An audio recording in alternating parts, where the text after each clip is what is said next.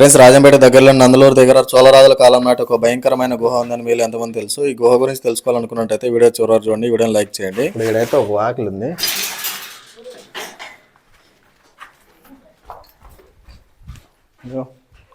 లోపలికి వస్తానే చూడండి, ఇక్కడ నుంచి చూస్తే పెద్దది లోయలాగా ఉంది. చూడండి, గబ్బిలాలు కూడా ఎగురుతున్నాయి. చూడండి,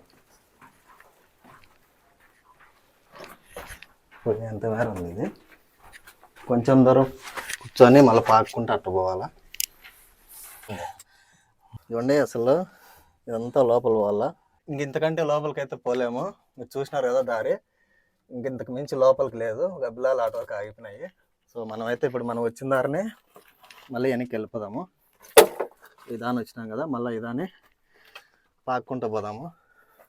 గుడ్డలు చూడండి, మొత్తం మట్టి మట్టి బుడద బుడద అయిపోయినాయి.